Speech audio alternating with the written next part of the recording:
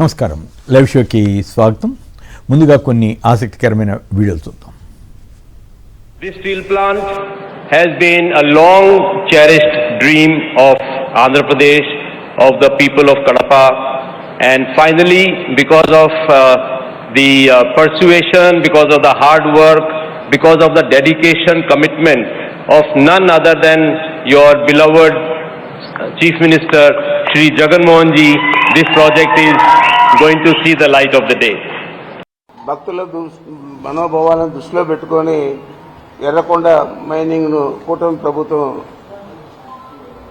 మేము నిలిపేస్తే కూటమి ప్రభుత్వం ఇప్పుడు ఈ 26 మొదలు పెడతాం. అక్కడున్న శివపేమ కానీ సాధుకొండ కానీ ఎర్రకొండ కానీ ఇవన్నిటికీ కూడా టెండర్లు పిలిచి ఇస్తూ ఉన్నారంటే ఇప్పుడు 7 కొండలు ఎట్లా ఈ విధంగా ఉందో అక్కడ 3 కొండలు శివయ్య స్వామి అని చెప్పి అందరూ కూడా పిలిచే పరిస్థితి ఉంది. మరి అక్కడ ఏ కొండను దాకినా ఏం చేసినా కూడా ప్రజలు చాలా తీవ్రంగా వ్యతిరేకిస్తారు. అవి ఆసక్తికరమైన కొన్ని వీడియోలు. ఇక వార్తల్లోకి వెళ్తే తెలంగాణ వార్తలు చూస్తే అబద్ధాలు చెప్పను, ఏముందో అదే చెబుతా, చెప్పిందే చేస్తా, ఇచ్చిన మాట నిలబెట్టుకోవడమే నా రాజకీయ జీవితం, ముఖ్యమంత్రి రేవంత్ రెడ్డి వ్యాఖ్య. నిన్న రైతు భరోసా నిధులు విడుదల చేసిన సందర్భంగా ఆయన వ్యాఖ్య చేశారు. సర్పై సీజేఐకి 23 పార్టీల బహిరంగ లేఖ, ఎన్నికల ప్రక్రియలో ఈసీ పాత్రపై ప్రశ్నలు, ఇండియా కూటమితో పాటు ఆప్ డిఎంకే సంతకాలు, సర్పై విపక్షాలని ఒకే మాటపై ఉన్నాయన్న జైరాం రమేష్, కొత్త సీఎస్గా తెలంగాణ సీఎస్గా సంజయ్ జాజు బాధ్యతల స్వీకరణ, యాదగిరిగుట్టకు పాలక మండలి ఏర్పాటు, చైర్మన్గా ఎంఎన్ఎస్ రెడ్డి, త్రిలింగ భూమిపై కమలం వికసించాలి, కాంగ్రెస్ బీఆర్ఎస్కు వ్యతిరేకంగా పోరాడాలి, తెలంగాణలో కాంగ్రెస్ సర్కార్కు కౌంట్ డౌన్ ప్రారంభమైంది, ఇంటింటికి వెళ్లి వికసిత్ భారత్ లక్ష్యాలను వివరించాలి, ప్రజల గొంతుగ్గా రోడ్డెక్కితేనే మనకు అధికారం సాధ్యం, శ్రేణులకు పార్టీ జాతీయ అధ్యక్షుడు నితిన్ నిబిన్ దిశానిర్దేశం, మంత్రివర్గంలో యువతరంగం, కేంద్ర కేబినెట్ పునర్వ్యవస్థీకరణలో యువతకు పెద్దపీట, పరిశీలనలో తేజస్వి సూర్య, విజయేంద్ర, జయంత్ పాండా, రాఘవ చద్దా పేర్లంటూ కేంద్ర మంత్రివర్గంలో మార్పులపై కథనం వచ్చింది. పుట్టుకతో పౌరసత్వం సబబే, ఈ దేశంలో జన్మించిన ప్రతి ఒక్కరూ ఇక్కడి పౌరులే, అమెరికా సుప్రీంకోర్టు చారిత్రాత్మక తీర్పు. ఇక ఏపీ వార్తలు కొన్నింటిని చూస్తే పనిమంతుల ఇలాకా విశాఖ, ఈ నగరంలో 52.8% మంది ఏదో ఒక పని చేస్తున్నారంటూ ఒక కథనాన్ని కేంద్ర గణాంక శాఖ సర్వే వెల్లడించిందంటూ, ఉద్యోగ వార్షిక వేతనంలో విజయవాడ అగ్రస్థానం అంట, రోజువారీ వేతనంలో వైజాగే టాప్ అంటూ ఈనాడు వారు ఒక కథనం ఇచ్చారు. 2 ఏళ్లలో పంచాయతీలకు 4,200 కోట్లు జమ చేశామని పవన్ కళ్యాణ్ గారు చెప్పారంట. మరి ఇదే పత్రికలో మన పంచాయతీలకు 1000 కోట్లు బకాయి అని చెప్పి రాశారు. మరి దాని సంగతి ఏంటి తెలియదు. ఇక గ్రామ సభలపై యువత అనాసక్తి, ఫిర్యాదు పరిష్కారం సరిగా లేకపోవడంతో ప్రజల్లో నిరుత్సాహం, స్థానిక సమస్యలపై చర్చకు అధిక ప్రాధాన్యం అంటూ జాతీయ అధ్యయన నివేదిక చెబుతోందట. పోలీసులు ఎదుట హాజరు కాని దువ్వాడ శ్రీనివాస్ అంట. మరి ఆయన వివాదం ఎందుకు కానీ ఏదో నడుస్తూ ఉంది.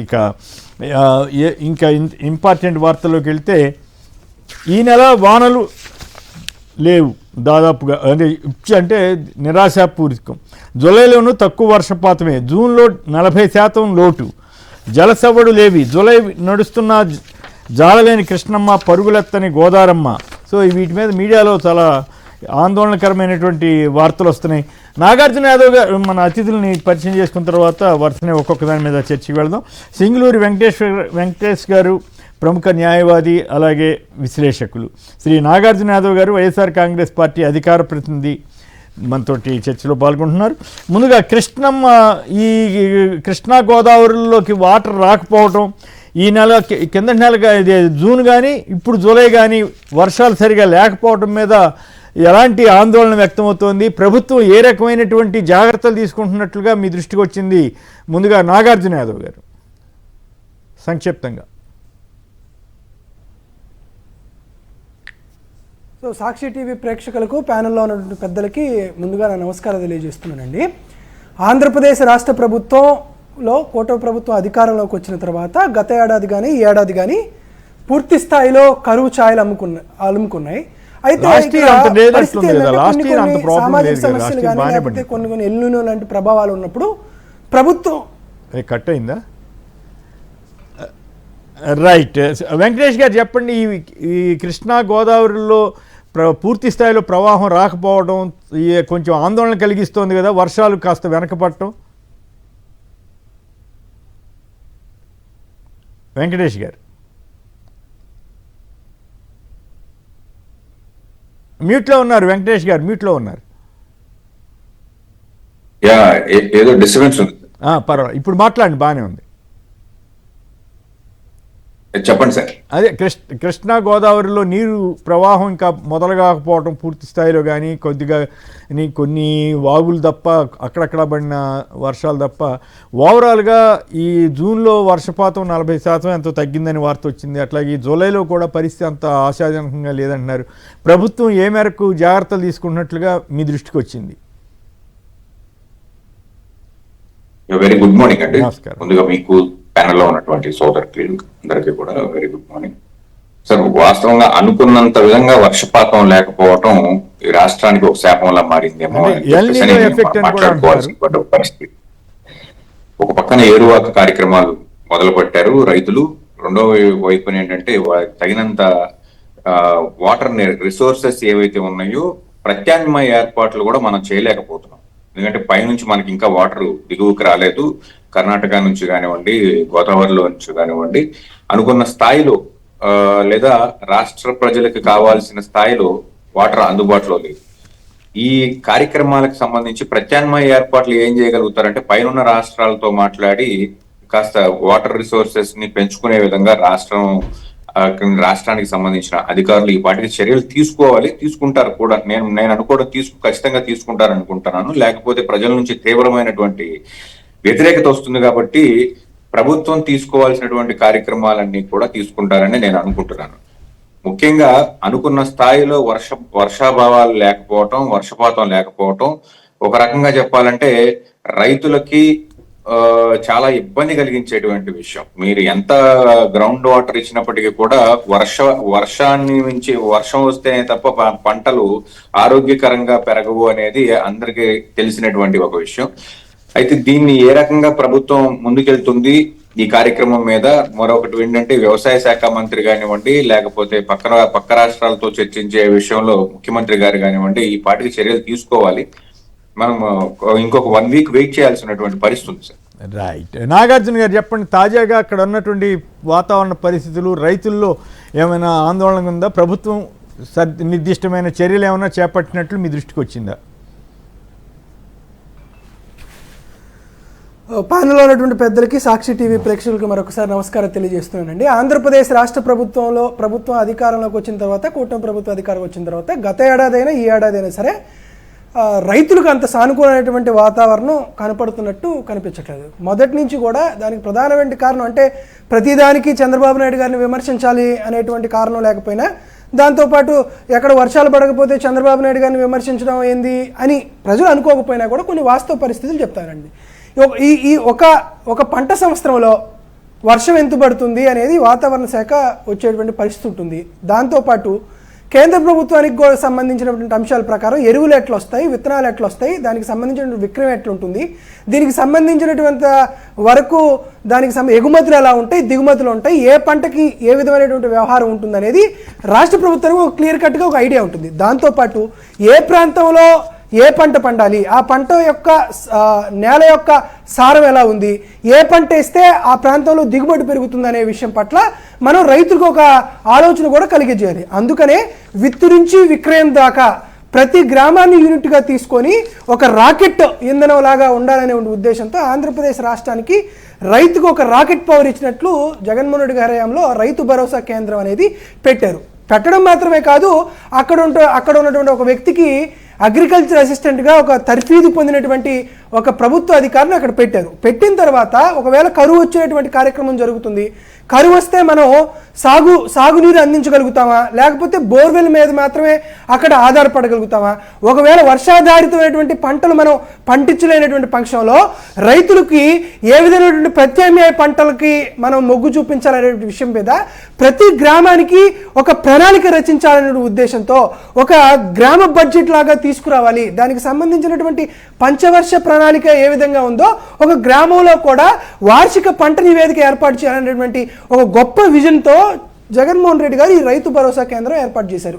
సరే, జగన్మోహన్ రెడ్డి గారికి పేరు వస్తున్నటువంటి ఏకైక కారణంతో చంద్రబాబు నాయుడు గారు అధికారంలోకి వచ్చిన తర్వాత రైతు భరోసా కేంద్రాన్ని పూర్తిగా పక్కన పెట్టడమే కాదు, విత్తు నుంచి విక్రయం దాకా జరిగేటువంటి ప్రతి అంశంలో కూడా బయట ప్రైవేటు వ్యక్తుల యొక్క ప్రోత్సాహం పెరుగుతూ వచ్చింది. ఇప్పుడు మనం ఏం అడుగుతున్నాం, కరువు మండలాలు వస్తాయన్నారు.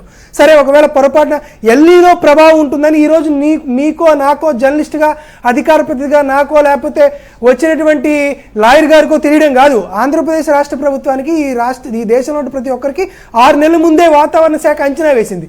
ఒకవేళ 6 నెలలు వాతావరణ శాఖ అంచనా వేస్తే ఇప్పటికీ ఎరువులు కొడుతుంది. లాస్ట్ ఇయర్ ఎరువులు కొరత కనపడ్డాం. దాంతోపాటు ఇబ్బడి ముబ్బడిగా డూప్లికేట్ విత్తనాలు వచ్చేటువంటి ప్రక్రియ కనపడుతుంది. కాబట్టి కరువుని ప్రత్యామ్నాయంగా ఎదుర్కోవడానికి ఆంధ్రప్రదేశ్ రాష్ట్ర ప్రభుత్వం తీసుకున్నటువంటి చర్యలు ఏం కనిపించట్లేదు. ఈరోజు మీరు వార్త చూడండి, ఈ మధ్యన ఏదో మెంతా తుఫాన్ ఏదో వచ్చింది, దాదాపుగా 1200 కోట్లు 1600 కోట్ల రూపాయల పంట నష్టం ఏర్పడిందంటే కేంద్ర ప్రభుత్వం నుంచి వీరు తీసుకొచ్చింది 200 కోట్లు కూడా అయినటువంటి దాఖలాలు లేవు. ఒకవేళ కరువు వచ్చిన తర్వాత కేంద్ర వ్యవసాయ మండలి సభ్యుల్ని ఇక్కడ పర్యటన తీసుకొచ్చారా? ఎటువంటి భేషజాలు లేకుండా శశబిషాలు లేకుండా ప్రతి మండలంలో ఆ పర్యటన జరిగిందా? కరువుకు సంబంధించినటువంటి ఆ నష్టపరిహారాన్ని అంచనా వేయడంలో వారికి మనం సహకరించామా లేదా? ఎంత మొత్తం కేంద్ర ప్రభుత్వం తీసుకొచ్చామనేటువంటి ఏది మాత్రం లేకుండా కేవలం ప్రచారం చేయాలి అనేటువంటి ఆలోచన మాత్రమే ఈ రాష్ట్ర ప్రభుత్వానికి కనిపిస్తుంది. అంటే ప్రధానంగా ఏంటంటే ముందు వాటిని ఐడెంటిఫై చేసిన తర్వాత కేంద్రానికి నివేదిక పంపుతారు, ఆ తర్వాత వాళ్ళు వస్తారు. ఈ లోపే అన్నీ జరిగిన తర్వాత నివేదిక సభ్యులంతా వచ్చిన తర్వాత నివేదికలు ఇవ్వటం కాదు. సో అవన్నీ కూడా ప్రక్రియ సాగుతోందా లేదా అన్నదే చర్చ. ఇక మరో అంశంలోకి వెళ్దాం. ఏపీ పోలీసుల మరో అరాచకం. Telangana senior journalist KV Reddy మరోసారి అరెస్టు. కేవీ రెడ్డి భార్యను ఈడ్ చేసిన పోలీసులు. ఏంటి ఇంకోవైపున రాష్ట్రం రావణాకాష్టం కావాలా? చంద్రబాబు ప్రభుత్వంపై నిప్పులు జరిగిన హైకోర్టు. పోలీసులు ఏం చేసినా అడిగేవారు లేరనుకుంటున్నారా? చట్టాన్ని ఉల్లంఘిస్తుంటే చూస్తూ ఊరుకునేది లేదు, కోర్టునే తప్పుదోవ పట్టిస్తారా అంటూ రాష్ట్ర హైకోర్టు వ్యాఖ్యానించింది. సాయికృష్ణ శవాన్ని కూడబలుక్కుని మాయం చేశారు, కస్టడీలో విపరీతంగా కొట్టడం వల్లే మరణించారని చెప్పి అశోక్ నానీల రిమాండ్ రిపోర్ట్లో సిట్ తెలిపింది. సాయికృష్ణ మృతిపై మరిన్ని వివరాలు రాబట్టాలి, నాగరాజు కస్టడీకి ఇస్తేనే మిస్టరీ వీడుతుందన్న న్యాయవాది, ప్రభుత్వ న్యాయవాది. ఇది మరోవైపు ఏమో నా వ్యాఖ్యలకు కట్టుబడి ఉన్నానని అమర్నాథ్ గారు చెప్పారు. అమర్నాథ్ గారి వాదన ఏమంటే మమ్మల్ని వాళ్ళు ఎవరేంది ఇచ్చినా కూడా మేము భరించాలి, మేము ఒక పదాన్ని వాడితే అది అభ్యంతరకర పదం కాకపోయినా మమ్మల్ని మా మీద విమర్శలు చేస్తారా లేకపోతే మా మీద ఫిర్యాదులు చేస్తారని ఆయన అంటున్నారు. సో వీటి మీద ముందుగా ఏపీ పోలీసుల మరో అరాచకం. జర్నలిస్టుల మీద ఎందుకు పడుతున్నారండి వీళ్ళు? ఈ డైవర్షనా లేకపోతే ఏంటి అసలు ఈ గొడవ? మొన్న అట్లాగే నాగేశ్వర గారి మీద చూసాము, ఇంకా రకరకాలుగా. ఒకవైపు ఏమో రాష్ట్రం రావణాకాష్టం కావాలని హైకోర్టు అంటున్నా కూడా పోలీసులు ఎందుకు వెనక్కి తగ్గట్లేదు, పైగా భయపడుతున్నారట. ఏది మొన్న జరిగినటువంటి ఆ నాగరాజు గారు అనేటువంటి సిఐ గారు ఒక గాదె సాయికృష్ణని హింసించిన తీరు, బూడిద చేసిన వైనం మీద రకరకాల కథనాలు వచ్చాయి కదా. సో ఈ నేపథ్యంలో వెంకటేష్ గారు ముందుగా మీరు చెప్పండి. సో ఈ పరిణామాలు ఇక మారవ? ఆంధ్రప్రదేశ్లో ఇదే తరహా రాజ్యం కొనసాగుతుందా? ఖచ్చితంగా ఇది ఒక డైవర్షన్ లో భాగం అని చెప్పేసి చెప్పాలి సార్. ఎందుకంటే రాష్ట్రం మొత్తం కూడా గాదే సాయి కృష్ణ యొక్క లాకప్ డెత్ విషయం మీద ప్రభుత్వాన్ని తూర్పారబడుతున్నటువంటి క్రమంలో ముఖ్యంగా వైఎస్ఆర్సీపీ కార్యకర్తలు కానివ్వండి, వైఎస్ఆర్సీపీ నాయకులు కానివ్వండి, దీని మీద సోషల్ మీడియాలో తీవ్రంగా ప్రశ్నిస్తున్నారు. వీటన్నిటిని డైవర్ట్ చేయడానికి తెలంగాణ వెళ్ళి అక్రమంగా అక్కడ ప్రైవేటు వాహనాల్లో తీసుకురావాల్సినటువంటి ఆవశ్యకత ఏముందనేది రాష్ట్ర ప్రజలకు కానివ్వండి, కోర్టుకు కానివ్వండి చెప్పాల్సినటువంటి ఒక పరిస్థితి ఖచ్చితంగా ఈ రాష్ట్ర ప్రభుత్వానికి. పలు కేసుల్లో ఇప్పటి వరకు హైకోర్టు కానివ్వండి, లోవర్ కోర్ట్స్ కానివ్వండి, మీరు 41A నోటీస్ ఇవ్వండి అని చెప్పేసి అనేక కేసుల్లో మొట్టికాయలు వేస్తున్నప్పటికీ కూడా పక్క రాష్ట్రాలకు వెళ్ళి అక్కడ ఉన్నటువంటి జర్నలిస్టులను కానివ్వండి, ప్రజాస్వామ్యవాదులను కానివ్వండి, ప్రశ్నించేవారు ఎవరైనా సరే వాళ్ళు ఎక్కడున్నా కానీ తీసుకొస్తామని చెప్పేసి బాహ్య ప్రపంచానికి చెప్పడానికి ఇది ఒక ఉదాహరణగా మనం చెప్పుకోవచ్చు. గతంలో అరెస్ట్ చేసినప్పుడు కూడా అతన్ని తీవ్రంగా హింసించినటువంటి ఒక పరిస్థితి ఉంది. దాన్ని ఆయన కోర్టు ముందు, అలాగే జగన్మోహన్ రెడ్డి గారి ముందు కూడా చెప్పి వాపోయినటువంటి ఒక పరిస్థితి. కేవలం రెడ్డి సామాజిక వర్గానికి సంబంధించినటువంటి ఒక విలేకరు కాబట్టి తీసుకొస్తున్నారా, అరెస్ట్ చేస్తున్నారా పదే పదే, లేదా ఎవరినైనా ఇదే పరిస్థితి పడుతుంది అని చెప్పేసి మీరు రిమైనింగ్ ఎవరైతే ప్రశ్నించే వాదులు ఎవరైతే ఉన్నారో వాళ్ళకి ఒక ఉదాహరణగా చూపించదలుచుకున్నారా? తెలంగాణ సమాజానికి సంబంధించినటువంటి అనేక మంది కవులు, కళాకారులు, అలాగే రచయితలు ఎవరైతే ఉన్నారో వీళ్ళందరూ కూడా ఈ విషయాన్ని పూర్తిగా, ఈ అరెస్ట్ని పూర్తిగా ఖండించి సోషల్ మీడియాలో బాహాటంగా తెలంగాణ వాళ్ళు తెలుగు ఈ మన ఆంధ్రప్రదేశ్ రాష్ట్ర ప్రభుత్వ పనితీరుని ఎండగడుతున్నటువంటి ఒక వైనాన్ని మనం ఈ రోజు గత రాత్రి నుంచి కూడా చూస్తున్నాం. అయినప్పటికీ కూడా ప్రభుత్వం నిస్సిగ్గుగా ఎందుకు చేస్తుంది ఈ పనులు అనేది చెప్పాల్సినటువంటి ఆవశ్యకత ఉంది. ఖచ్చితంగా కోర్టులైతే ఆంధ్రప్రదేశ్ రాష్ట్రంలో ఈసారి వీళ్ళందరికీ చెంపపెట్టు తగిలేలాగానే వ్యవహరిస్తాయని చెప్పేసి నేనైతే అనుకుంటున్నాను. అటు పక్కన హైకోర్టు మండిపడుతుంది గాదే సాయికృష్ణ కేసు వ్యవహారంలో. అయినప్పటికీ కూడా వీరు ఇలాగ తెగబడుతున్నారు అని అంటే ఖచ్చితంగా ఇది ఒక డైవర్షన్ లో భాగం. ఎందుకంటే నిన్న అమర్నాథ్ రెడ్డి గారు, సారీ క్షమించాలి, మాజీ మంత్రి అయినట్టు అమర్నాథ్ గారు వస్తారు, ఆయన కన్సెంట్ అధికారుల ముందు హాజరయ్యి ధైర్యంగా ఎదుర్కొంటారు, విచారణ ధైర్యంగా ఎదుర్కొంటారని అనుకోవాలి. అయినప్పటికీ కూడా ఆయన వచ్చి ఆయన వివరణ ఇవ్వటం జరిగింది. కాబట్టి అక్కడ రాజకీయం చేసేటువంటి అవకాశం ఈ ప్రభుత్వానికి లేదు. కాబట్టి ఏదో ఒక డైవర్షన్ కావాలి. ఇంకొకటి ప్రశ్న అంటే మీకు గుర్తుండే ఉంటుంది కాదు, తేడా చూడండి. వైసీపీ నాయకులకి, టీడీపీ చంద్రబాబు నాయుడు గారికి సంబంధించి గతంలో ఒక మైనర్ బాలికకి సంబంధించినటువంటి విషయంలో ఆసుపత్రిలో చేర్చినప్పుడు నేను వెళ్ళి పరామర్శ చేస్తానంటే అప్పట్లో వాసిరెడ్డి పద్మ గారు చాలా తీవ్రంగా అభ్యంతరం చెప్పారు, ఇది ఇట్లా చేయకూడదని చెప్పి. సో అయినప్పటికి కూడా ఆయన అక్కడ హడావుడి చేయటం, దాని మీద మహిళా కమిషన్ నోటీస్ ఇస్తే కనీసం వెళ్ళలేదు, స్పందన కూడా. అయినా కూడా అట్లా జరిగిపోయింది. ఇప్పుడు మాత్రం మహిళా కమిషన్ నాకు గుర్తున్నంత వరకు, ఇఫ్ ఐఎమ్ నాట్ రాంగ్, ఇప్పుడు అమర్నాథ్ గారు రావటం అది పద్ధతిగానే ఉంది. కానీ ఈ సమస్య ఏమిటంటే వైసీపీ మహిళా నేతలంతా మమ్మల్ని ఎట్లెట్లా తెలుగుదేశం వారు కానీ, జనసేనకు సంబంధించిన వారు కానీ ఎట్లా బూతులు తిడుతూ ఉంది, ఇవన్నీ కంప్లైంట్లు ఇచ్చారు. వాటి మీద కూడా కమిషన్ వారు స్పందిస్తే బాగుంటుందేమో కదా వెంకటేష్ గారు? సార్, వాటి మీద స్పందిస్తే అధికార పక్షంలో ఉన్నటువంటి నేతల మీద కానివ్వండి, కార్యకర్తల మీద కానివ్వండి కేసులు కట్టాల్సినటువంటి ఒక పరిస్థితి ఏర్పడుతుంది కదా. సో వాళ్ళ మీద వాళ్ళు ఎందుకు కేసులు కట్టుకుంటారు? అదే జనసేన కార్యకర్తల మీద మీరు కంప్లైంట్ ఇవ్వండి, ఇమ్మీడియట్ గా దానికి సంబంధించినటువంటి కన్సెంట్ పబ్లిక్ మీద కేసులు కట్టారు.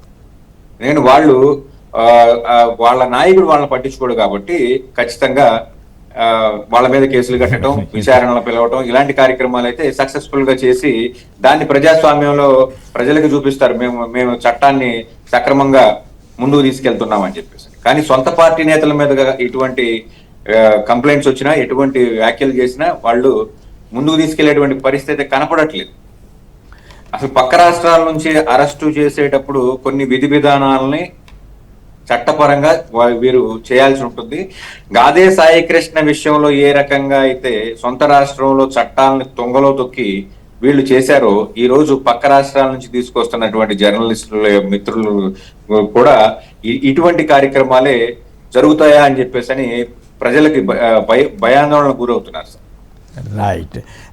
నాగార్జున గారు చెప్పండి, రాష్ట్రం రావణాకాష్టం కావాలా అని చంద్రబాబు ప్రభుత్వంపై నిప్పులు చెరిగిన హైకోర్టు, మరోవైపు కేవీ రెడ్డి గారిని తెలంగాణ జర్నలిస్టులను అరెస్ట్ చేసిన వైనం, సో ఏపీలో పోలీసులు మరో అరాచకం, సాయికృష్ణ కేసు నడుస్తూనే ఉంది. సో వీటన్నిటి మీద మీ విశ్లేషణ చెప్పండి.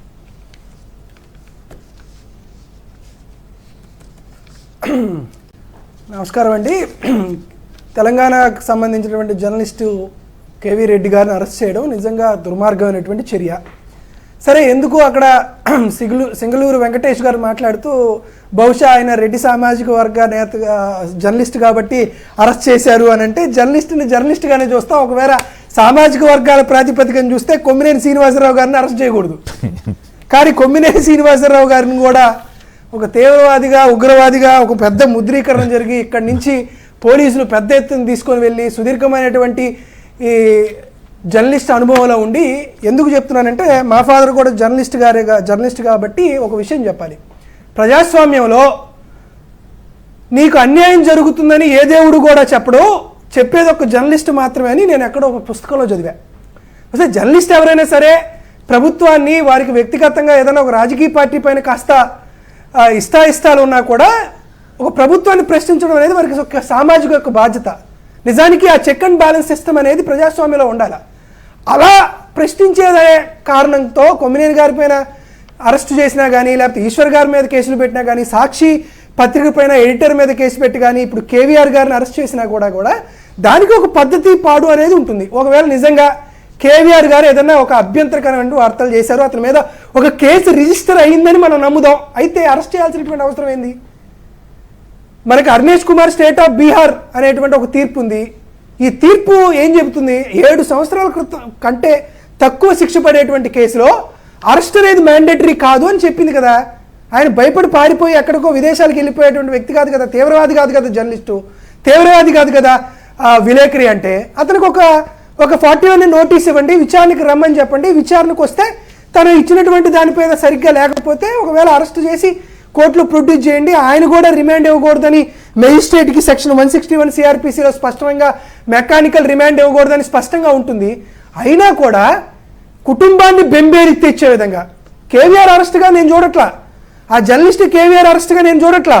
ఇది ఈ ప్రభుత్వాన్ని ప్రశ్నించాలనేటువంటి ఆలోచన ప్రతి ఒక్కరి కుటుంబాలు కూడా భయభ్రాంతులకు గురయ్యేటువంటి అరెస్టుగా నేను చూస్తున్నా. ఎందుకు మీరు అతనికి వెళ్ళడం? అర్ధరాత్రి పూట వెళ్ళి వారి కుటుంబంలో ఉన్నటువంటి కుటుంబ సభ్యులు భయభ్రాంతులుగా చేసి ఆడవాళ్ళని బయటికి లాక్కొని వచ్చి చిన్నపిల్లల్ని కూడా లేకుండా మహిళా కానిస్టేబుల్ లేకుండా మహిళని అట్లా లాక్కొని బయటికి రావాల్సిన అవసరం ఏముంది? అతను ఏమైనా మర్డర్ చేశాడా? అతను ఏమైనా దొంగతనం చేశాడా? లేకపోతే అతను ఏమన్నా వేరే కార్యక్రమాలు ఏమైనా చేశాడు? చేయలేదు కదా. ఈ ప్రభుత్వాన్ని ప్రశ్నిస్తూ ఒక వ్యాఖ్యానం చేశాడు, దానికోసం మీరు ఎందుకు అట్లా వెళ్ళడం? అసలు మీరు ఏ సంబంధం ఉండదు? వితౌట్ మీరు పోలీసు యూనిఫామ్తో మీరు అక్కడికి వెళ్ళారు, ఒక ప్రైవేటు వాహనంలో ఎందుకు మీరు అట్లా భయభ్రాంతులకు గురి చేసినట్లు? మేము కూడా ఆంధ్రప్రదేశ్ రాష్ట్రంలో ఉన్నటువంటి ప్రతి పోలీసులకు ఒకటి విజ్ఞప్తి చేస్తాం, ఒకవేళ మమ్మల్ని అరెస్ట్ చేయాలని మీరు భావిస్తే మీరు ఎర్లీ మార్నింగ్ బ్రహ్మాండంగా రాండాయా, వచ్చి మీరు నోటీస్ ఇవ్వండి, ఏ కేసులో అరెస్ట్ చేస్తున్నారో రాండి, బ్రహ్మాండంగా మీతో పాటు పోలీసులకు వస్తాం. కానీ మీరు భయభ్రాంతులకు గురి చేయాలా? సమాజంలో ఒక ఇబ్బందికరమైన వాతావరణం సృష్టించాలా? ఈ కూటమి ప్రభుత్వాన్ని మేము విమర్శలు చేస్తే మిమ్మల్ని సామాజికంగా సొసైటీలో చిన్నబుచ్చుకునేలాగా, మీ మానవ హక్కులు, మీకు ప్రాథమిక హక్కులు భంగం వాటిల్లాగా మిమ్మల్ని సొసైటీలో ఆల్రెడీ క్రిమినల్గా ఒక ముద్ర వేయడానికి మీకు ఈ విధమైనటువంటి అరెస్ట్ చేస్తారనేటువంటి మెసేజ్ ఇవ్వడానికి కార్యక్రమం చేశారు. సరే, కేవీఆర్ గారి అరెస్ట్ని ఇప్పటికీ 2-3 సార్లు హైకోర్టులో అభ్యంతరకరమైన వ్యాఖ్యలు పోలీసులను ఉద్దేశించి హైకోర్టు చేసినా కూడా ఇంకా ఏదో చేస్తున్నారు. కాబట్టి ఆంధ్రప్రదేశ్ రాష్ట్రంలో ఉన్నటువంటి కొంతమంది పోలీసులకు విజ్ఞప్తి చేస్తున్నాం, 2024 నుండి ఎప్పుడైతే అధికారం వచ్చిందో, ఎప్పుడైతే వైఎస్ఆర్ కాంగ్రెస్ పార్టీకి అప్పటిదాకా ఈ టైం పీరియడ్లో జరిగేటువంటి ప్రతి దానిపైన మేము ఖచ్చితంగా హైకోర్టు సిట్టింగ్ జడ్జితో ఒక ట్రిబ్యునల్ ఏర్పాటు చేసి విచారణ ఎట్టి పరిస్థితిలో చేసి తీరుతాం. ఎవరైతే 7 years below state of Bihar versus Arnesh Kumar జడ్జిమెంట్ని ఫాలో అవ్వకుండా అరెస్టులు చేశారో వారి అందరినీ కూడా ట్రిబ్యునల్ ముందు కూర్చోబెడతా, వారిని చట్ట ప్రకారంగా చర్యలు తీసుకోవడానికి వైఎస్ఆర్ కాంగ్రెస్ పార్టీ ఏమాత్రం కూడా వెనుకడదు. అవసరమైతే చట్ట సవరణ చేసైనా సరే మీ అందరిపైన డిపార్ట్మెంటల్ ఎంక్వైరీ వేయకపోతే వైఎస్ఆర్ కాంగ్రెస్ పార్టీ కాదు అనేది గుర్తుపెట్టుకోండి. ఏదో మీకు నచ్చినట్టు, మీకు ఇష్టం వచ్చినట్టు చట్టాన్ని చేతిలోకి తీసుకొని వైఎస్ఆర్ కాంగ్రెస్ పార్టీ శ్రేణుల పైన ఇలా మాట్లాడేటువంటి జర్నలిస్టుల పైన మీకు నచ్చినట్టు చర్యలు తీసుకుంటామంటే కుదరదు. ఇది మీ అయ్యే జాగీరో లేకపోతే మీకు సంబంధించినటువంటి ప్రైవేట్ సైన్యం కాదు పోలీసులు అంటే. మీకు నచ్చినట్టు మీ ఇష్టారీతిన ఎవరిని పడితే వారిని అరెస్ట్ చేస్తాం, వారందరినీ తీసుకొని వెళ్ళి 3rd degree చేసుకుంటామంటే అసలుకి బ్రిటిష్ పరిపాలనలో కూడా ఈ విధమైనటువంటి కారణాలు జరగల. కాబట్టి ఎందుకు సుప్రీంకోర్టు కొన్ని గైడ్ లైన్స్ ఇస్తుంది, ఎందుకు ఈ విధంగా కార్యక్రమాలు చేస్తున్నారో అర్థం కావట్లేదు. కేవీఆర్ గారిని అరెస్ట్ చేసి తీసుకెళ్లి ఏం చేస్తారు? అంటే దాడులు చేస్తారా, దౌర్జన్యాలు చేస్తారా? కాబట్టి ఇటువంటి అనైతిక కార్యక్రమాలు చేయకుండా ఉండేదానికి ఇకనైనా పోలీసులు దృష్టి సారించాలని మనస్ఫూర్తిగా కోరుకుంటున్నాం. మరోవైపు హైకోర్టు రాష్ట్రం రావణాకాష్టం కావాలా అని చెప్పి తీవ్రంగా వ్యాఖ్యానించినట్లుగా కూడా వార్త వచ్చింది కదా నాగార్జున మిత్రమా. మీరు అన్నట్లు జర్నలిస్టులైనా ఎవరినైనా సరే కులం ప్రాతిపదికంగా కూడా ప్రశ్నిస్తేనే వాళ్ళు ఎక్కువగా అది కేసులు పెట్టు ఇవన్నీ చేస్తున్నారనేటువంటి విమర్శ అయితే వస్తున్నమాట వాస్తవం. కొమ్మినేని గారు, మీకు ఒక చిన్న విషయం చెప్తాను సార్. ఇప్పుడు సభ్యత, సంస్కారం, మర్యాద, గౌరవం అనేది ఎవరో చెబితే నేర్చుకునేది కాదు. అది మనుషులకైనా వ్యవస్థలకైనా. ఇప్పటికీ ఈరోజు రాష్ట్రాన్ని రావణ కాష్టం చేస్తున్నారని హైకోర్టు న్యాయమూర్తులు కానీ లేకపోతే గౌరవ హైకోర్టు కానీ ఈ ఒక్కరోజు కాదు పోలీస్ వ్యవస్థకు చెప్పింది. ఇప్పటికీ ఈ 26 నెలల కాలంలో కొన్ని పదుల సార్లు పోలీస్ వ్యవస్థకి, డీజీపీకి, ఇక్కడ ఉన్నటువంటి స్టేషన్ హౌస్ ఆఫీసర్లకి కొన్ని వందల సార్లు చెప్తున్నాయి. ఆఖరికి హైకోర్టు ప్రధాన న్యాయమూర్తుల్ని హెబియస్ కార్పస్ పిటిషన్లో కూడా వారిని పక్కదారి పట్టించేటట్లు అబద్ధాలు, అసత్యాలు వల్ల వేస్తూ అఫిడవిట్ వేస్తున్నారు ఈ అడ్వకేట్ జనరల్ కానీ ఇక్కడ ఉన్నటువంటి ప్రభుత్వ న్యాయవాదులు కానీ. ఏం చేయగలుగుతారు సార్? హైకోర్టు కూడా నిస్సహాయ స్థితికి వెళ్ళేటువంటి పరిస్థితి నేర్కొంది. మనం చూస్తున్నాం సాయికృష్ణ గారికి సంబంధించిన హెబియస్ కార్పస్ పిటిషన్, గంగప్పకు సంబంధించినటువంటి హెబియస్ కార్పస్ పిటిషన్ నేరుగా హైకోర్టుకే తప్పుడు సమాచారం ఇస్తూ హైకోర్టునే తప్పుదోవ పట్టించే స్థాయికి ఆంధ్రప్రదేశ్లో ఉన్నటువంటి పోలీసు వ్యవస్థ వెళ్ళేటువంటి పరిస్థితి ఉంది. మరి ఎన్నిసార్లు వాళ్ళు నెత్తి నోరు బాదుకొని అయ్యా ఇట్లా కాదయ్యా, భారతదేశంలో ఆంధ్రప్రదేశ్ కూడా ఒక అంతర్భాగం, ఆంధ్రప్రదేశ్లో పౌరులకు కూడా ప్రాథమిక హక్కులు ఉన్నాయి, వారికి సంబంధించిన విధి విధానాలు ఉన్నాయి, వారి మానవ హక్కుల్ని కలగజేసుకోవడం కోసం వివిధ చట్టాలు, వివిధ స్థానాలు, వివిధ వ్యవహారాలు ఉన్నాయి, వాటన్నిటిని మీరు తప్పుదో తెచ్చి తుంగలో దొక్కిచ్చి ఇటువంటి కార్యక్రమాలు చేయొద్దా అని హైకోర్టు కొన్ని వందల సార్లు మొక్కుంది. అయినా ఏమన్నా ఉంటుందా సార్? ఈ రోజు ఎవరైనా ఒక వ్యాఖ్యానాలు చేస్తే ఇది ప్రభుత్వానికి సంబంధించినటువంటి ఇబ్బందికర పరిస్థితులు ఉంటే దాని మీద డిఎస్పీ స్థాయిలో ఒక ఎంక్వైరీ జరగాలి. ఎంక్వైరీ జరిగిన తర్వాత దాని మీద కమిటీ చేయాలి, కమిటీ ఒక రిపోర్ట్ చేయాలి, రిపోర్ట్ వచ్చిన తర్వాత కేసు కట్టాలి, దీనికి సంబంధించి 3 వారాలు గడువు ఉంటుంది అంటే ఎవరన్నా పట్టించుకుంటున్నారు సార్? 11 కేసులు పెడుతున్నారు. నా మీద ఇప్పుడు 11 కేసులు పెట్టారు. నిన్న రామోజీరావు గారు వాళ్ళ అబ్బాయి ఈనాడు కిరణ్ గారు పంచాయతీ నిధులు ఇంకా కేంద్ర పంచాయతీరాజ్ శాఖ విడుదల చేయలేదు అని పెద్ద వ్యాసం రాశారు. రామోజీ గారి కిరణ్ గారి పైన ఏమాత్రం కేసు పెట్టరు, కానీ నాగార్జున యాదవ్ చెప్తే నా మీద 4 కేసులు పెట్టారు. కారణం ఏంటి? మేము బలహీనలో, మేము అధికారంలో లేము, మేము వ్యాఖ్యానం చేస్తేనో లేకపోతే మేము నోరెత్తితే కానీ జరగాల్సినటువంటి కార్యక్రమం జరగాలి. కిరణ్ గారికి ఒక రూలు, నాగార్జున యాదవ్ రూలు. ఒక నాగార్జున యాదవే కాదండి, ఆంధ్రప్రదేశ్ రాష్ట్ర ప్రభుత్వంలో కొన్ని వేలాది మంది పైన ఇటువంటి కేసులు పెట్టి తీవ్రమైనటువంటి ఇబ్బందులు నేర్కొనేటువంటి పరిస్థితి ఉంది. ఎన్నిసార్లు మొట్టికాయలు వేసినా, ఎన్నిసార్లు హైకోర్టు వారు తలంటినా కూడా పోలీసు వ్యవస్థలో ఏమాత్రం కూడా ఆలోచన జ్ఞానం లేదు. ఎవరైతే వారి పైబాసులు చెప్పామో మేము పనిచేస్తున్నామనేటువంటి కారణాలుగానే కనపడుతుంది. కాబట్టి రేపొద్దున జగన్మోహన్ రెడ్డి గారు వచ్చినా కూడా వీరందరూ అనుకుంటున్నారు, రేపొద్దున జగన్మోహన్ రెడ్డి గారు అధికారంలోకి వచ్చినా కూడా ఉండేది మా పోలీసులే కదా, ఉండే మా ఎస్పీలే కదా, ఉండేది మా ఐజీలే కదా, వారు కూడా పోలీసులే కదా, రేపొద్దున అధికారంలోకి వస్తే మా పోలీసుల వ్యవస్థల్ని అధికారంలోకి ఉన్నటువంటి ఉన్నతాధికారులు కాపాడుతారనేటువంటి ఆలోచన ఇప్పుడున్నటువంటి ఎస్హెచ్ఓలో ఇప్పుడున్నటువంటి సీఎలు చేస్తున్నారేమో ఒకసారి గుర్తుపెట్టుకోండి. ఆంధ్రప్రదేశ్ రాష్ట్ర చరిత్రలోనే పేరొందినటువంటి పిఎస్ఆర్ ఆంజనేయులు గారు లాంటి వాళ్ళని అరెస్టు చేసి జైలుకు పంపించి 16 మందిని సస్పెండ్ చేసి వీఆర్లో ఉంచినటువంటి వైఖరి కనపడుతుంది. కాబట్టి వచ్చి వైఎస్ఆర్ కాంగ్రెస్ పార్టీ వస్తే కూడా ఎవరు మంచి చేశారో ఆ పోలీసులు ఎలా గౌరవిస్తామో, ఎవరైతే చెడు చేశారో అటువంటి పోలీసు అధికారులు ఖచ్చితంగా చట్టపరమైన చర్యలు తీసుకుంటాం. ఆ రోజు డీజీలు చెప్పారా, ఐజీలు చెప్పారా, లేకపోతే ఎస్పీలు చెప్పారా అనేటువంటి విషయాల్ని ఎట్టి పరిస్థితుల్లోనూ వైఎస్ఆర్ కాంగ్రెస్ పార్టీ ప్రాథమిక హక్కులకు విఘాతం కలిగించే పోలీసు అధికారుల్లో ఎటువంటి పరిస్థితుల్లో వెనుకడుగు వేసే పరిస్థితి ఉంది కాదు. ఇది విన్నపం కాదు, హెచ్చరిక. ఈ విషయాన్ని పోలీసు అధికారులు ఏ విధంగా తీసుకున్నా కూడా వైఎస్ఆర్ కాంగ్రెస్ పార్టీ ఏమాత్రం వెనుకడుగు. Right, okay. అయితే నిజానికి ఇప్పుడు మొన్న ఉండవల్లిలో చూసాము, బాధితుల మీద కేసులు పెట్టే ట్రెండ్ ఆంధ్రప్రదేశ్లోనే కొనసాగుతోంది. అయితే ఇక్కడ ఇంకొక ప్రమాదకరమైన విషయం ఏంటంటే విచారణ లేకుండానే ఏడాది పాటు జైల్లో వేయొచ్చు అని చెప్పి పబ్లిక్ సేఫ్టీ యాక్ట్ అని వెస్ట్ బెంగాల్ ప్రభుత్వం తీసుకొచ్చింది, బీజేపీ ప్రభుత్వం. ఇది చాలా ప్రమాదకరంగా ఉంది.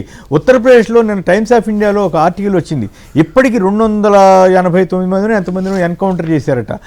అది ఎన్కౌంటర్లు. ఆఫ్ ఎన్కౌంటర్స్ అని కొత్తగా పెట్టి కాళ్ళ మీద కాల్చడం, ఇంకా తుపాకులతోటి ఇట్లా చేయడం ద్వారా 11,000 మంది మీద ఇట్లా వాళ్ళు జీవితంలో ఇక పని చేసుకోవడానికి కూడా వీలు లేకుండా చేశారట. ఇదంతా కూడా అమానుషంగా ఉందని టైమ్స్ ఆఫ్ ఇండియాలో 2 వ్యాసకర్తలు ఓ పెద్ద ఆర్టికల్ రాస్తే చదివితే చాలా ఒళ్ళు గగురు పొడుస్తుంది. ఇప్పుడు రకరకాలుగా ఈ బీజేపీ స్టేట్స్లోనే ఇట్లా జరుగుతుందా, మిగతా స్టేట్స్లో జరుగుతుందా అనేది కూడా చర్చించాల్సిందే. కానీ బట్ ఇప్పుడు బీజేపీ అధికారంలోకి వచ్చిన వెస్ట్ బెంగాల్లో విచారణ లేకుండా ఏడాది పాటు జైల్లో పెట్టొచ్చని ఆదేశం ఇచ్చారటండి, చట్టాన్ని తీసుకొచ్చారట. ఇటువంటి వాటిని మీరు సపోర్ట్ చేస్తారా వెంకటేష్ గారు ఒక న్యాయవాదిగా? సార్, ప్రజాస్వామ్యవాదులు ఎవరూ కూడా ఇటువంటి కార్యక్రమాలను కానివ్వండి, ఇటువంటి బిల్స్ ని కానివ్వండి, వీటితో ఏకీభవించేటువంటి అవకాశమే లేదు.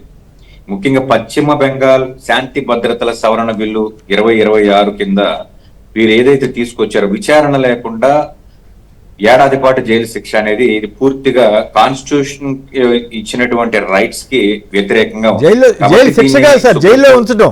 ఇప్పుడు ఉదాహరణకి మొన్న సాయి కృష్ణ అన్నతన్ని తీసుకొచ్చారు, ఏడాది పాటు ఏమైపోయారో కూడా తెలియని పరిస్థితి, లాయర్లు కూడా వెళ్ళటానికి లేదట. అట్లాంటి పరిస్థితి ఏపీలో కూడా తీసుకొస్తే ఇంకెంత ప్రమాదం. 24 గంటల్లో న్యాయస్థానాల ముందు పెట్టాల్సినటువంటి ఒక వ్యవహారం ఏదైతే ఉందో దాన్ని అతిక్రమిస్తూ ఇది ఒక రకంగా చెప్పాలంటే శిక్షే సార్. ఎందుకంటే 24 hours లో మీరు తీసుకొచ్చి కోర్టులో పెడితే కోర్టు ఇచ్చేటువంటి రిమాండ్ వేరు, ఈ సవరణ ద్వారా వీళ్ళు తీసుకొచ్చినటువంటి ఈ చట్టం ఏదైతే ఉందో ఇది పూర్తిగా ఇది నిబంధనలు తుంగలో దొక్కటం అని అంటారు. ముఖ్యంగా దీనిలో శాంతి భద్రతలకు విఘాతం కలిగించేటువంటి వాళ్ళ మీద రౌడీ షీట్స్ కానివ్వండి ఇలాంటి ఏమైనా పెట్టి దీనిలో చాలా విస్తృతంగా గూండా అనే పదాన్ని కూడా చర్చించడం జరిగింది.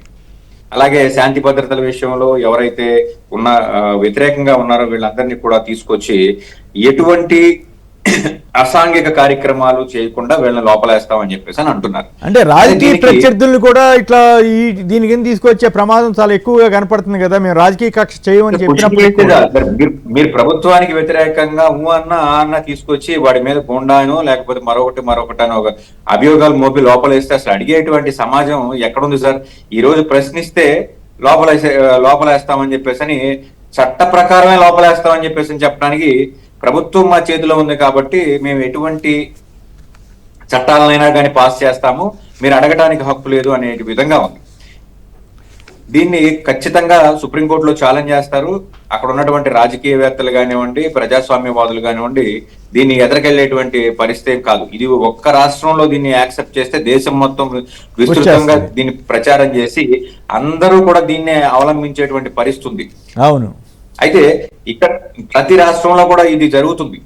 ముఖ్యంగా బీజేపీ పరిపాలన లేదా బీజేపీతో కలిసి పరిపాలన చేసేటువంటి ఇతర పార్టీల యొక్క రాష్ట్రాల్లో కూడా ఇది అమలు పరుస్తున్నారని మనం చూస్తున్నాం. ముఖ్యంగా ఆంధ్రప్రదేశ్ లో కూడా ఇటువంటి కార్యక్రమాలు ఉంది. కాకపోతే వీళ్ళు అఫీషియల్ గా చెప్పారు, వీళ్ళు అన్అఫీషియల్ గా చేస్తున్నారు. ఓకే, ఏదైనా ఇటువంటి ధోరణి ప్రమాదకరం. భారతీయ జనతా పార్టీ ఒకప్పుడు ఎమర్జెన్సీకి వ్యతిరేకంగా పోరాడిన నాయకులు ఉన్నటువంటి పార్టీ, వాజ్పేయి, అద్వానీ లాంటి వాళ్ళు ఉన్నటువంటి పార్టీ ఇప్పుడు అక్కడ ఎమర్జెన్సీ పరిస్థితులు క్రియేట్ చేస్తున్నారు. ఇది గెలిచారు కదా, చక్కగా మంచిగా చేసుకోవచ్చు కదా. పార్టీ వేరు, అప్పుడున్నటువంటి భారతీయ జనతా పార్టీ వేరు, ఇప్పుడు రాజ్యం చేస్తున్నటువంటి భారతీయ జనతా పార్టీ వేరు. రైట్. ఏదేమైనా 2 సీట్లతో ఉన్నప్పటికీ అప్పుడున్నటువంటి భారతీయ జనతా పార్టీలో అటల్ బిహారీ వాజ్పేయి గారు కానివ్వండి, అద్వానీ గారి ద్వయం ఏదైతే ఉందో ఈ ప్రజాస్వామ్యానికి, ప్రజాస్వామ్య విలువలకి పూర్తిగా ఏకీభవిస్తూ వాళ్ళు రాజ్యం చేసినటువంటి పరిస్థితి, పార్టీని బలపరిచినటువంటి పరిస్థితి. ఇప్పుడున్నటువంటి భారతీయ జనతా పార్టీ పూర్తిగా కార్పొరేట్లకు దాసోహం అయ్యి కార్పొరేట్ వ్యవస్థని వాళ్ళకి చేయాల్సినటువంటి ఫేవర్లు చేస్తూ ఈరోజు వివిధ రాష్ట్రాల్లో భారతీయ జనతా పార్టీ ప్రభుత్వాన్ని ఎలా ఏర్పరచుకోవాలి అనేటువంటి దాని మీద పెట్టిన శ్రద్ధ ప్రజల మీద కానివ్వండి, భారతదేశ వ్యవస్థ మీద కానివ్వండి, ఆర్థిక వ్యవస్థ మీద కానివ్వండి శూన్యం. ఒక రకంగా చెప్పాలంటే మన బిఫోర్ భారతీయ జనతా పార్టీ ప్రభుత్వ ఏర్పాటుకు ఉన్నటువంటి అప్పులు వేరు, ఇప్పుడున్నటువంటి అప్పులు వేరు. కొంతమంది పేర్లు అనవసరం, కొంతమంది ఆస్తులు పెరిగిన విధానం కూడా ఈ రోజు చర్చించాల్సినటువంటి అవసరం ఉంది.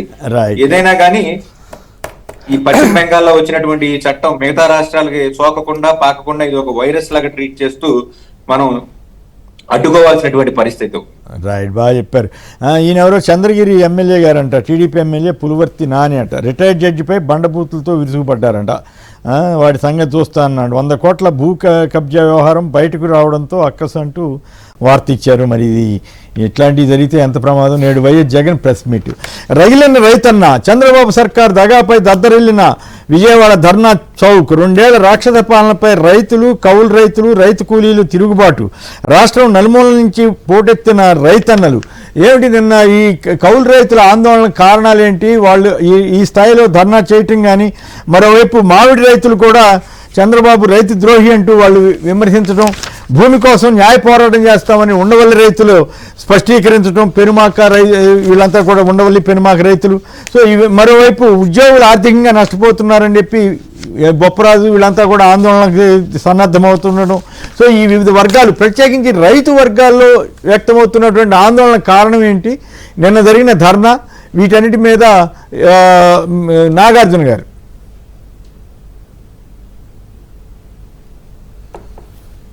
సార్, ఆంధ్రప్రదేశ్ రాష్ట్రంలో రైతుల యొక్క పరిస్థితి ఎంత దారుణంగా తయారైందంటే సార్, జగన్మోహన్ రెడ్డి గారు అధికారంలోకి వచ్చిన తర్వాత జగన్మోహన్ రెడ్డి గారు ఈ భారతదేశంలో మొట్టమొదటిసారి రైతులకు పెట్టుబడి సాయం కింద ఇవ్వాలని ఒక ఆలోచన చేసింది జగన్మోహన్ రెడ్డి గారు. సరే, జగన్మోహన్ రెడ్డి గారు ప్లీనరీలో అది జరిగిన తర్వాత కేంద్ర ప్రభుత్వం కూడా ఇదే పందాన పిఎం కిసాన్ అనే ఒక పథకాన్ని తీసుకొచ్చారు.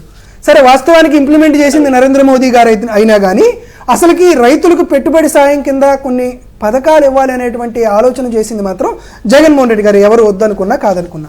అయితే జగన్మోహన్ రెడ్డి గారు అధికారంలోకి వచ్చి 5 ఏళ్లలో రైతు భరోసా నిధులు జమ చేసిన తర్వాత చంద్రబాబు నాయుడు గారు అధికారంలోకి రావడానికి ఒక మంచి కాన్సెప్ట్ ఒకటి తీసుకొచ్చారు. జగన్మోహన్ రెడ్డి గారు తీసుకొచ్చేటువంటి 15,000 రూపాయల్లో 2,500 రూపాయలు, 5,000 రూపాయలు కేంద్ర ప్రభుత్వం నుంచి వస్తున్నాయి. లేదు, మేమైతే 20,000 రూపాయలు ఇస్తాం. జగన్మోహన్ రెడ్డి గారు పలానా నిబంధనలు చెప్పారు. సరే, మేము వచ్చిన తర్వాత అటువంటి నిబంధనలు ఏముండవు, అందరికీ మేము 20,000 రూపాయలు ఇస్తాం. ఈ 20 రూపాయలు ఏంది, కేంద్ర ప్రభుత్వం ఇచ్చేటువంటి 7,500 రూపాయలకి అదనంగా ఇస్తాం. దాంతోపాటు ఏంది, ఓన్లీ యజమానులకు మాత్రమే కాదు, కౌలు రైతులకు కూడా ఇస్తామని చెప్పారు. సరే, నిబంధనలు అన్నీ లేకపోతే ఏ విధంగా అవుతుందో ఒకసారి చూస్తాం సార్. ఇది ఆంధ్రప్రదేశ్ రాష్ట్రానికి సంబంధించినటువంటి సెన్సస్, అగ్రి సెన్సస్ 2019 ప్రకారమే. ఇది టోటల్ ఫార్మర్స్ ఎంతమంది ఉన్నారండి? 76 లక్షల మంది ఉన్నారు. 76 లక్షల మంది టోటల్ ఫార్మర్స్ ఉన్నారు. ఏది ఓన్లీ యజమానులే, భూ యజమానులే 76 లక్షల మంది ఉన్నారు. దాంతోపాటు ఫ్యామిలీస్ని మనం కన్సిడర్ చేస్తే 62,56,755 మంది ఉన్నారు. దీంతో పాటు దాదాపుగా 25 లక్షల మంది కౌలు రైతులు ఉన్నారనేది ఒక అంచనా. జగన్మోహన్ రెడ్డి గారు కూడా కౌలు ప్రత్యేకమైన సవరణ చెట్టి దాదాపుగా 12 లక్షల మందికి కౌలు రైతులుగా గుర్తింపించారు. రమారమి ఎట్లా చేసుకున్నా 75 లక్షల మందికి చంద్రబాబు నాయుడు గారు ప్రతి ఏడాది 20,000 రూపాయలు ఇచ్చేటువంటి కార్యక్రమం జరగాలి. కట్ చేస్తే చంద్రబాబు నాయుడు గారు మాటలు చెప్పిన తర్వాత ఇచ్చింది ఎంతమందికి అంటే కేవలం 44 లక్షల మందికి మాత్రమే ఇచ్చాడు. ఎక్కడ 76 లక్షల మంది, ఎక్కడ 44 లక్షల మంది అండి. దాంతోపాటు 2024-25 అంటే చంద్రబాబు నాయుడు గారు మొట్టమొదటి సంవత్సరం అధికారంలోకి వచ్చిన తర్వాత రైతు భరోసా అమలు చేయలేదు అంటే, అన్నదాత సుఖీబాబా అమలు చేయలేదని అగ్రికల్చర్ డిపార్ట్మెంట్ నాకు ఇచ్చినటువంటి సమాచారం. దాంతోపాటు ఇంకా కేటగిరీగా రిజెక్టెడ్, వీళ్ళు డబ్బులు కొడతారు సార్, డబ్బులు కొట్టిన తర్వాత కట్ చేస్తే ఆ డబ్బులు రైతులకు పడవు, అట్లా కూడా ఉంటుంది, పార్కింగ్ చేసి ఉంటుంది. దానికి సంబంధించి సుమారుగా 6 లక్షల మందికి ఇల్లు, ఈ 44 లక్షల మంది ఇచ్చామని చెప్పాం కదా, ఈ 44 లక్షల మందిలో 6 లక్షల మందికి డబ్బులు రైతు భరోసా కేంద్రం బటన్ నొక్కినా, చంద్రబాబు నాయుడు గారు బటన్ నొక్కినా కూడా వారికి డబ్బులు బళ్ళ, వాళ్ళ అకౌంట్లోకి బళ్ళ, బటన్ మాత్రం నొక్కుతున్నాడు. జగన్మోహన్ రెడ్డి గారు బటన్ నొక్కితే బటన్ నొక్కేదేముంది, మూలలో ఉన్న ముసలమ్మ కూడా బటన్ నొక్కింది, బటన్ నొక్కిన ఏమన్నా పెద్ద విద్య ఏమన్నా అని అన్నాడు. చంద్రబాబు నాయుడు గారు 75 ఏళ్ల నవయువకుడు, శోభన్ బాబు లాగా అందగాడు, ఆయన బటన్ నొక్కితే 44 లక్షల మంది, 76 లక్షల మందికి గాను 44 లక్షల మందికి కుదిస్తే 44 లక్షల మందిలో కూడా 6 లక్షల మందికి డబ్బులు క్రెడిట్ అవ్వరా. ఏందా నాగార్జున యాదవ్ నువ్వు అట్టు చెప్తున్నావేమని అనుకోవచ్చు. కాదు, ఇదిగోండి sir, union bank of India AP secretariat Velagapudi ground floor real time governance society RTGS నుంచి ఇచ్చినటువంటి బ్యాంక్ స్టేట్మెంట్ ఇది. ఓకే. రైతు భరోసా కేంద్రానికి సంబంధించి ఆర్టీజీఎస్ నుండి అన్నదాత సుఖీభవ పథకానికి పంపించినటువంటి డబ్బుల యొక్క వివరాలకు సంబంధించినటువంటి బ్యాంక్ స్టేట్మెంట్. ఈ బ్యాంక్ స్టేట్మెంట్ ట్రాన్సాక్షన్ లో 6 లక్షల మందికి చంద్రబాబు నాయుడు గారు బటన్ నొక్కినా కూడా డబ్బులు రాలేదు అని చెప్పడానికి, అంటే సుమారుగా 76 లక్షల మందికి డబ్బులు ఇవ్వాల్సింది పోయి నిన్న జరిగిన ఘటన పోయి చంద్రబాబు నాయుడు గారు రైతు భరోసా ఇచ్చింది కేవలం 35 లక్షల మంది. నిన్న జరిగిన ఘటన కూడా కౌలు రైతులకి ₹1 ఇవ్వాల first year. Okay. Second year కూడా రమారమి ఇచ్చుంటే 600 కోట్లు 700 కోట్లు ఇవ్వాలి. ఒకటి ప్రధానమైనటువంటి ఉద్దేశం ఏం జరుగుతుంది సార్, ఆంధ్రప్రదేశ్ రాష్ట్రంలో దీంట్లో చాలా కేటగిరీలు కదా సార్.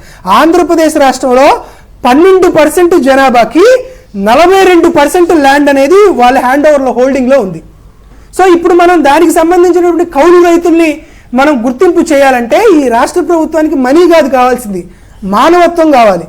ఒక మానవత్వమైనటువంటి ధోరణితో కౌలు రైతుల యొక్క పరిస్థితులు ఏంది, కౌలు రైతు యొక్క చట్టాలు ఏంది, కౌలు రైతుల్ని ఏ విధంగా మనం ఐడెంటిఫికేషన్ చేయాలి, వారికి ఉండేటువంటి సమస్యలు ఏంది, రైతు భూ యజమానుల నుండి కౌలు రైతులకు సంబంధించిన ఏ విధంగా మనం ప్రొటెక్షన్ ఇవ్వగలుగుతాం, వారికి ఏ విధంగా మనం బ్యాంకుల నుండి రుణాలు ఇప్పించగలం, ఇటువంటి కార్యక్రమాలు ఏవి కూడా ఆంధ్రప్రదేశ్ రాష్ట్ర ప్రభుత్వం చంద్రబాబు నాయుడు గారు చేసినటువంటి దాఖలు లేవు. ఎందుకు మేము చెప్తున్నాం అంటే state level banking committee SLBC అనేటువంటి ఒక కమిటీ జరుగుతుంది.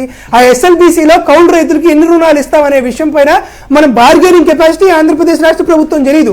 అసలు స్వయంగా అచ్చెన్నాయుడు గారు ఏం చెప్తున్నాడు, ఒక వ్యవసాయ శాఖ మంత్రిగా నేను చెప్పకూడదు కానీ మీకు చెప్తున్నా, వరి పంట అనేది వేయడం అనేది శుద్ధ దండగ వ్యవహారం, మీరు వరి పంటకు వేయండి అని అంటున్నారు. మరి ఏం తినాలి మేము, గడ్డి తినాలా? రైతులు వరి పంట వేయకపోతే గడ్డి తినాలా మేము అంటున్నాం. సరే గడ్డి తినాలన్నా వరి పంట వేయకపోతే పశువులకి గడ్డి తినేటువంటి చాలా మంది మనుషులకి గడ్డట్టు దొరికింది. కాబట్టి ఆంధ్రప్రదేశ్ రాష్ట్ర ప్రభుత్వంలో నేరుగా ఎటువంటి పరిస్థితుల్లో కూడా రైతులకు ఒక సానుకూలమైన ధోరణి ఏర్పాటు చేయట్లేదు. కాబట్టి ఇందాక మనం చెప్పుకున్నట్టు రైతు భరోసా కేంద్రం ఇవన్నీ ఉన్నట్టు కాకుండా ఇక్కడైనా సరే కేంద్ర ప్రభుత్వం కూడా ఆంధ్రప్రదేశ్ రాష్ట్ర ప్రభుత్వం రైస్ బౌల్ ఆఫ్ సౌత్ ఇండియాకి ఖచ్చితంగా ఒక సానుకూలమైనటువంటి వాతావరణం క్రియేట్ చేయాలనేటువంటి విధంగా కేంద్ర ప్రభుత్వాన్ని కూడా మేము డిమాండ్ చేస్తున్నాం. రైట్. ఏదైనా రెగ్యులర్ రైతన్న కౌలు రైతులు వీళ్ళందరూ కూడా ఆందోళన మీద ప్రభుత్వం పట్టించుకుంటే బాగుంటుంది.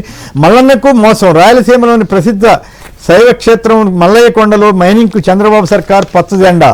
మల్లయ్య భక్తుల మనోభావాలతో చంద్రబాబు ఆటలు. మల్లయ్య కొండల్లో మైనింగ్కు 2015లో ప్రాస్పెక్టింగ్ లైసెన్స్ ఇచ్చింది నాటి చంద్రబాబు ప్రభుత్వం. 2022లో కేంద్ర అనుమతులు ఇచ్చినా జగన్ మైనింగ్ నిలిపివేశారు. భక్తుల మనోభావాలను గౌరవపరిచారు.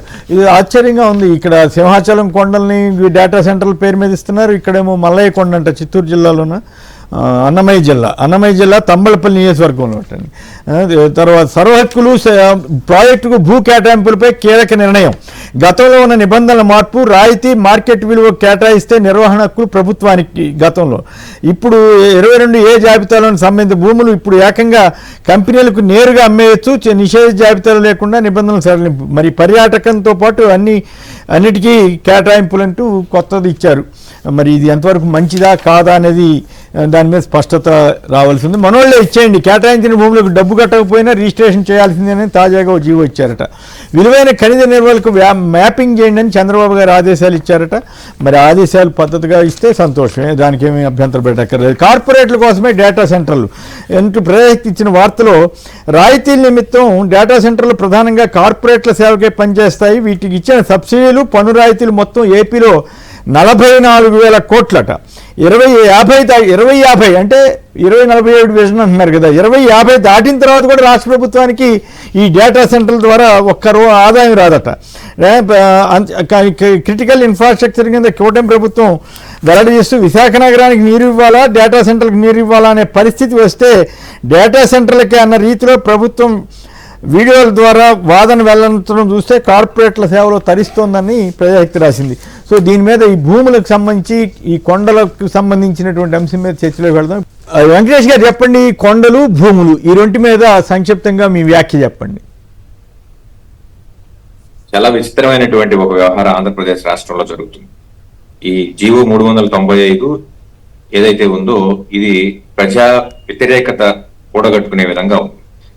మరొకటి ఏంటంటే ఇక్కడ అందరూ ఏమనుకుంటున్నారు, జూలై 1 నుంచి జూలై 1, 2024 నుంచి ఏవైతే భూ కేటాయింపులు జరిగాయో వాటికి మాత్రమే ఈ యొక్క జీవో వర్తిస్తుంది. అంటే మేము రూపాయికైనా ఇస్తాము, ₹1 ఇస్తాము, ఫ్రీగా అయినా ఇస్తాము అని చెప్పేసి నారా లోకేష్ గారు ఏవైతే వ్యాఖ్యలు చేశారో దాని ప్రకారం ఇక్కడ పంపకాలు జరిగి ఈ పంపకాలు జరిగినటువంటి భూముల మీద పూర్తి హక్కులు రిజిస్ట్రేషన్ శాఖలో ఉన్నటువంటి ఏవైతే అభ్యంతరాలు ఉన్నాయో వీటి మీద కూడా ఒక కమిటీ వేసి ఇవి కూడా ఏకపక్షంగా ఎలా ముందుకు తీసుకెళ్లాలనే దాని మీద ప్రభుత్వం డిసైడ్ అయిపోయింది. ముఖ్యంగా చెప్పాలంటే ప్రభుత్వం ఏ భూ కేటాయింపు చేసినా ఆ భూమి మీద ప్రభుత్వం హక్కును వదులుకోదు.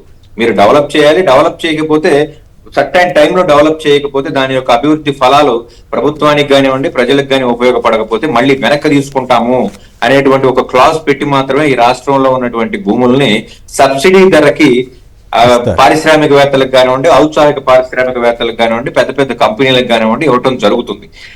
ఈ యొక్క భూముల మీద పూర్తి హక్కు వాళ్ళకు ఉన్నప్పటికీ కూడా అమ్మకానికి సంబంధించి ఇటువంటి హక్కుల్ని కేటాయించడం జరగదు. అయితే ఇప్పుడు ప్రస్తుతం వచ్చినటువంటి ఈ జీవో ద్వారా ఏం చెప్తున్నారంటే ఖచ్చితంగా మీకు ఆస్తులు బదలాయించేటువంటి హక్కు కూడా మేము ఇస్తున్నాం అని చెప్పేసి తేటతెల్లం చేశారు. అంటే ఇక్కడ ప్రభుత్వం దగ్గర నుంచి భూమి తీసుకోవటం ఇమ్మీడియట్ గా సామాన్యులకు కానివ్వండి మరొక రియల్టర్స్ కానివ్వండి ఈ భూమిని అమ్ముకుని బయటికి వెళ్ళిపోతే చేసేటువంటి చర్యలు ఏవైతే ఉన్నాయో ఇవి శూన్యంలాగా కనపడుతుంది. ఇది ఎంత ప్రమాదకరమైనటువంటి ఈ సవరణ తీసుకెళ్తుందో అనేది రాష్ట్ర ప్రజలకు ఈ రోజు అర్థం కాకపోవచ్చు.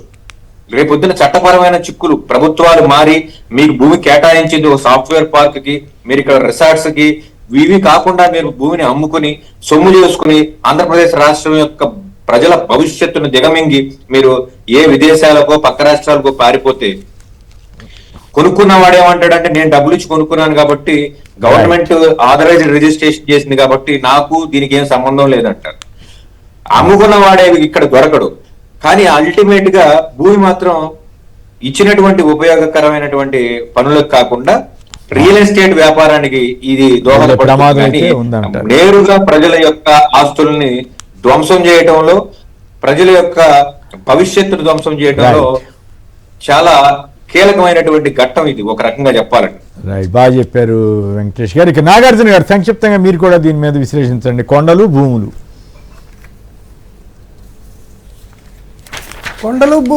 కాదేది దోపిడికి అనర్హం లాగా చంద్రబాబు నాయుడు గారి గవర్నమెంట్లో అన్ని రకాలైనటువంటి కార్యక్రమం జరుగుతుందండి. దానికి రెండు సింపుల్గా చెప్తాను. ఒకటి, గతంలో ప్రాజెక్టులకు కేటాయించాలి అనేటువంటి కార్యక్రమం ఏదన్నా ఉంటే 2012లో వచ్చినటువంటి జీవో ఇదండి. GO main secretary number 571.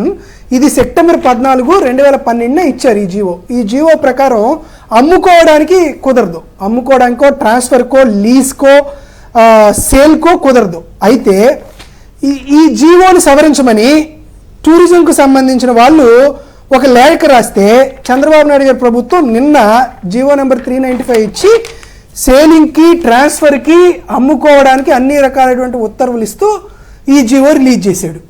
ఇది దీనికి సంబంధించినటువంటి వ్యవహారం. అంటే ఒకవైపునేమో ప్రభుత్వాలు ప్రైవేటు యొక్క పెట్టుబడులు రావడం కోసం మేము భూములు వచ్చి వాళ్ళని ప్రోత్సహిస్తామని చెప్తున్నారు. సో ప్రోత్సహిస్తున్నామని చెబుతూనే తరువాత వాళ్ళు అసలుకి పెట్టుబడులు పెట్టాల్సిన అవసరం లేదు, ఉద్యోగాల కల్పన అవసరం లేదు, ఉపాధి అవకాశాలు సృష్టించాల్సిన అవసరం లేదు. నేరుగా వారికి అమ్ముకునేటువంటి క్లియర్ కట్ ఎవిడెన్స్, వారి హక్కులు ఈ జీవో ద్వారా వచ్చారు. దాంతోపాటు మళ్ళీ గనుల కోసం చంద్రబాబు నాయుడు గారు వేసినటువంటి ఘనాపాటి ఒకసారి మనం చూద్దాం. ఆంధ్రప్రదేశ్ రాష్ట్రంలో మల్లయ్య తంబాలపల్లి నియోజకవర్గంలో పవిత్రమైనటువంటి క్షేత్రం ఉంది. చంద్రబాబు నాయుడు గారికి బాగా తెలుసు తంబాలపల్లి నియోజకవర్గం. దాంట్లో వచ్చింది. ఏం జరిగింది? ఈ సాధుకోట, ఇనుముకోట, ఈ మల్లయ్య కొండ, ఈ మూడింటికి సంబంధించి 6079 హెక్టార్లో కొంత ఇనుపు ఖనిజం ఉందన్నారు. సార్ బ్రిటిష్ వాళ్ళు కూడా ఎందుకయ్యా దేవుడికి సంబంధించినటువంటి మలయ స్వామి ఉన్నాడు, ప్రజల యొక్క కమ్యూనిటీస్ ఇవన్నీ వాటి మీద ఆరోపణ ఉంటే వాళ్ళ ఎమోషన్స్ మనం దెబ్బతీయడం ఎందుకని దీనిపైన ఎటువంటి కార్యక్రమాలు చేయకూడదని 1893లో ఇది రిజర్వే ఫారెస్ట్గా ఏర్పాటు చేస్తూ బ్రిటిష్ ప్రభుత్వం కూడా ఉత్తర్వులు ఇస్తే చంద్రబాబు నాయుడు గారి ప్రభుత్వం అసలు ఎట్టి పరిస్థితుల్లోనూ దీన్ని అంగీకరించలేదు సార్. పోయిన సంవత్సరం నవంబర్ 27, 2025 ఎవరికీ తెలియకుండా కొన్ని సంస్థలకి కాంపోజిట్ లైసెన్స్ కోసం బిడ్లు ఏర్పాటు చేసింది. పిలిచి బ్రిటిష్ ప్రభుత్వం మనం గమనిస్తూనే ఉంటాం, ఈస్ట్ ఇండియా కంపెనీ అని ఈస్ట్ ఇండియా కంపెనీ కూడా ఈ ఈ మల్లయ్యకొండ స్వామితో వ్యాపారం చేయలేదు. కానీ చంద్రబాబు నాయుడు గారు తెచ్చినటువంటి south west company, south west mining limited అనేటువంటి సంస్థ మాత్రం దీనికి సంబంధించినటువంటి 2026 జనవరి 16న ఈ సౌత్ వెస్ట్ మైనింగ్ లిమిటెడ్ సంస్థకి కేటాయించి 3815 ఎకరాల్లో ఐరన్ ఓర్ ఉందా లేదా అని పరిశీలన చేసి ఒకవేళ ఉంటే మైనింగ్ చర్యలు చేసుకోండి అని మొన్న 2026 జనవరి 16న సౌత్ వెస్ట్ కంపెనీకి చంద్రబాబు నాయుడు ప్రభుత్వం అనుమతులు మంజూరు చేసినటువంటి వ్యవహారం ఉంది. పవిత్రమైనటువంటి ఈ పుణ్యక్షేత్రంలో కూడా చంద్రబాబు నాయుడు గారు చేస్తున్నటువంటి దుర్మార్గమైనటువంటి వ్యవహారానికి ఇది ఒక నిదర్శనం. కాబట్టి చంద్రబాబు నాయుడు గారు ఎట్టి పరిస్థితుల్లోనూ ఈ వ్యవహారాలు వెనక్కి తీసుకోవాలని మనస్ఫూర్తిగా కోరుకుంటున్నాం. రైట్. సింహాచలం కొండల మీద కూడా వివాదం నడుస్తోంది. గూగుల్ డేటా సెంటర్ వీటి పేరు మీద కొండలు తోల్చేస్తున్నారు. ఇదే చంద్రబాబు గారు, ఇదే పవన్ కళ్యాణ్ గారు దేవాలయాల భూములు వాటి మీద చాలా పెద్ద ఎత్తున ఋషికొండ అంటే ఋషులు తపస్సు చేసే ప్రాంతం అని కూడా చెప్పారు. ఇప్పుడు అదే ఋషికొండ ప్రాంతంలో కానివ్వండి, ఆ పక్కన సింహాచలం భూములు కానీ కొండలు కానీ ఇవన్నీ కూడా ఇచ్చేస్తున్నారు. అనకాపల్లి దగ్గర నేను ఒక వీడియో చూశాను. అనకాపల్లి దగ్గర కూడా ఒక బౌద్ధాలము ఇట్లాంటివి ఉన్న చోట కూడా మైనింగ్ చేసేస్తున్నారు అని చెప్పి ఒక ఆయన ఎవరు పాపం ఆందోళన చెందుతూ రాశారు. ఇప్పుడు పెద్దిరెడ్డి గారు బయటికి తీసుకొచ్చిన ఈ మల్లయ్య కొండ ఇష్యూ కూడా ఇప్పుడు చూసాం. మరి ప్రభుత్వం వీటన్నిటి మీద నిజంగానే భక్తుల సెంటిమెంట్లను దెబ్బతినకుండా జాగ్రత్త పడితే మంచిది. లేదు ఇవన్నీ ఎట్లా వస్తాయంటే అపోజిషన్లో ఉంటే రకంగా, ఇప్పుడు అధికారంలో ఉంటే రకంగా మాట్లాడినప్పుడు కూడా ఇట్లాంటి సమస్యలు వస్తుంటాయి. రైట్. సెంగులూరు వెంకటేష్ గారు అలాగే నాగార్జున యాదవ్ గారు ఇద్దరు కూడా ధన్యవాదాలు. ఇది నేటి చర్చా కార్యక్రమం. నమస్కారం.